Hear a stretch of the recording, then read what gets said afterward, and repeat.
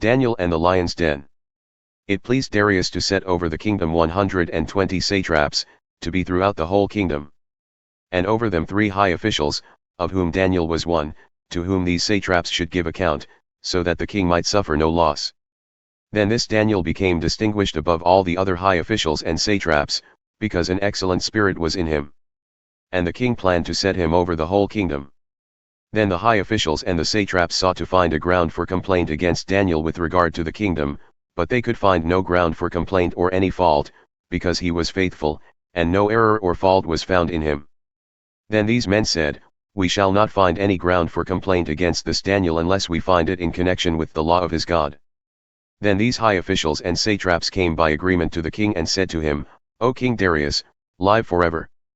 All the high officials of the kingdom, the prefects and the satraps, the counselors and the governors are agreed that the king should establish an ordinance and enforce an injunction, that whoever makes petition to any god or man for 30 days, except to you, O king, shall be cast into the den of lions.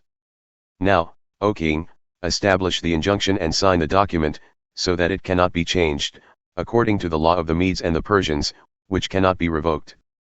Therefore King Darius signed the document and injunction. When Daniel knew that the document had been signed, he went to his house where he had windows in his upper chamber open toward Jerusalem. He got down on his knees 3 times a day and prayed and gave thanks before his God, as he had done previously. Then these men came by agreement and found Daniel making petition and plea before his God. Then they came near and said before the king, concerning the injunction, "O king, did you not sign an injunction, that anyone who makes petition to any god or man within 30 days except to you, O king, shall be cast into the den of lions?"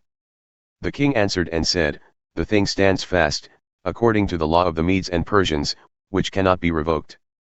Then they answered and said before the king, "Daniel, who is one of the exiles from Judah, pays no attention to you, O king, or the injunction you have signed, but makes his petition 3 times a day." Then the king, when he heard these words, was much distressed and set his mind to deliver Daniel. And he labored till the sun went down to rescue him. Then these men came by agreement to the king and said to the king, "Know, O king, that it is a law of the Medes and Persians that no injunction or ordinance that the king establishes can be changed." Then the king commanded, and Daniel was brought and cast into the den of lions. The king declared to Daniel, "May your God, whom you serve continually, deliver you." And a stone was brought and laid on the mouth of the den, and the king sealed it with his own signet and with the signet of his lords, that nothing might be changed concerning Daniel.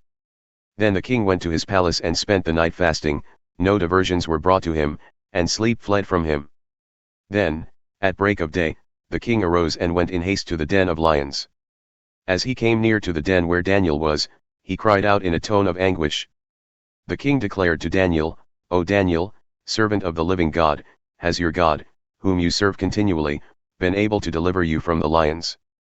Then Daniel said to the king, "O king, live forever. My God sent his angel and shut the lions' mouths, and they have not harmed me, because I was found blameless before him, and also before you, O king, I have done no harm." Then the king was exceedingly glad, and commanded that Daniel be taken up out of the den. So Daniel was taken up out of the den, and no kind of harm was found on him, because he had trusted in his God.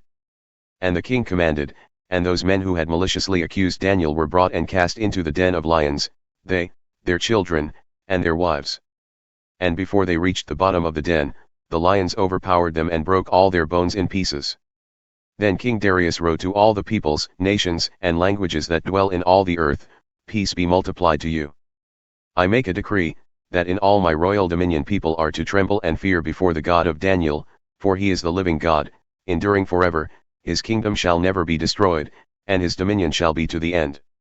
He delivers and rescues, he works signs and wonders in heaven and on earth, he who has saved Daniel from the power of the lions."